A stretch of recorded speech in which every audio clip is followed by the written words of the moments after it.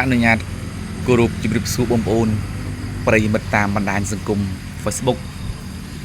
ក៏ដូចជាបងប្អូនតាមបណ្ដាញសង្គម YouTube ជាទីសន្យាបងប្អូនណាសម្រាប់ថ្ងៃទី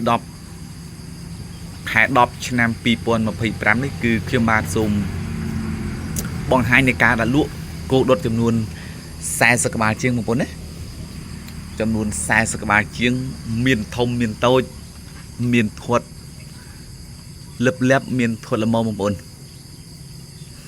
ហើយតាកតងទៅនឹងការដាក់លក់នេះគឺខ្ញុំបាទលក់ឆាកាតែម្ដងបងប្អូនណាគឺខ្ញុំបាទដាក់លក់ឆាកាតែម្ដងទៅតាកតងទៅនឹងតម្លៃនេះគឺអត់ថ្លៃទេបងប្អូនគឺតម្លៃឆាកាទាំងអស់ហ្នឹងគឺត្រឹមតែ90,000ជាងទេបងប្អូនណា90,000ជាងក្នុងមួយក្បាលសម្រាប់ទីតាំងគោគឺមានទីតាំងស្ថិតនៅក្នុងស្រុកស្វាយទាបខេត្តស្វាយរៀងបងប្អូនមានចំណាប់អារម្មណ៍ទាក់ទងទៅនឹងការទិញគឺបងប្អូនអាចអញ្ជើញមកមើលដល់ក្រៅផ្ទាល់តែម្ដងបងប្អូនណាគឺដោយសារគោនេះគឺខ្ញុំបានប្រមូលពីជាពលរដ្ឋដាក់ក្នុងក្រៅខ្ញុំអស់ហើយ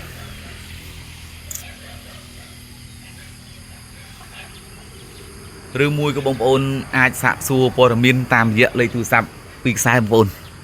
ខ្សែទី1គឺប្រព័ន្ធមិត្តហ្វូន097 81 13487ខ្សែទី2គឺប្រព័ន្ធ Cell Card 076 210 3579បងប្អូនណាហើយប្រព័ន្ធមិត្តហ្វូនគឺលេខមាន Telegram ស្រាប់តែបងប្អូនណា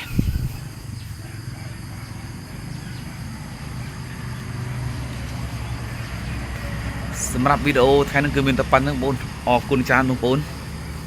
ជម្រាបលាជួបខ្ញុំបាទនៅវីដេអូក្រោយអរគុណ